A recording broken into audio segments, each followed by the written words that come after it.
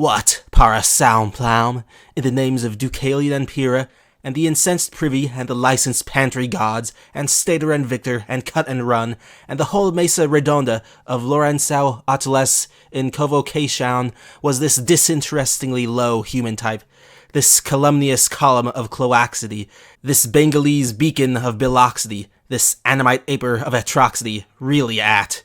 It will be precise to qualify, for he seems in a bad case. The answer, to do all the ditties in one deddle, would sound, from pulling himself on his most flavored canal, the huge chess house of his elders, the Popa Preta and some Navico navies. He had flickered up and flintered down into a drug and drunkery addict, growing megalomane of a loose past. This explains the litany of septunical letter trumpets honorific, high-pitched, erudite, neoclassical, which he so loved as patritionally to manuscribe after his name. It would have diverted, if ever seen, this shuddersome spectacle of this semi-demented zany amid the impisated grime of his glaucous den, making believe to read his uselessly unreadable Blue Book of Eccles, Edition de Ténèbres. Even yet, sighs the most different Dr. Poindinjank, authorized bowdler and censor, it can't be repeated. Turning over 3 sheets at a wind, telling himself delightedly, no espeller more so, that every splurge on the vellum he blundered over was an Ashling vision more gorgeous than the one before. Tits, a Rochelle cottage by the sea for nothing forever, a lady's try-on hosiery raffle at Liberty, a sewer full of guinea gold wine, with Bronco Mongi pattern and pie, and 6-cylinder oysters worth $1 billion a bite, an entire opera house. There was to be stamping room only in the prompter's box, and ever the more his QQ kept swelling, of enthusiastic noblewomen flinging every coronet crimson stitch they had off at his proscenium, one after the others, enemagoted into agistilusing themselves in their gaiety pantheomime, when, egad, sir, according to all accounts strict, he squealed the top squall in dealed little Shem lock-up yellin', "Gee whiz, did you hear that far? So pure, lout out of Sabuaus, juiced like a boy."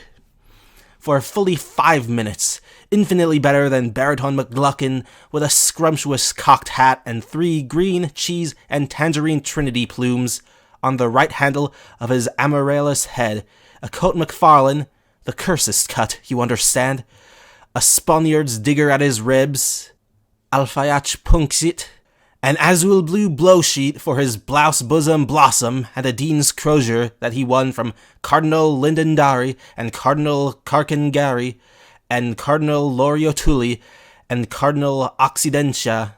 Aho! In the Derby doubled for falling first over the hurdles, madam, in the otter hand, AATSOT.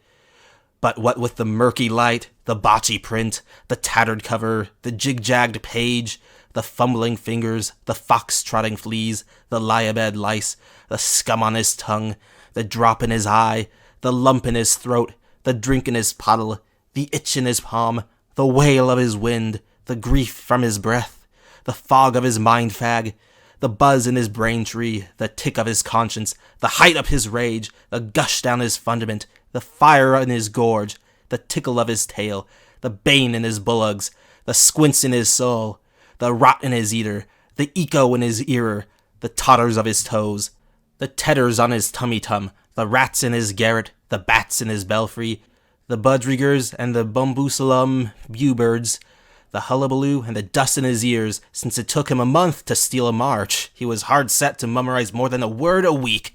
Hakes Holland! Hooks Fisk! Can you beat it? Wowee! I say, can you bait it?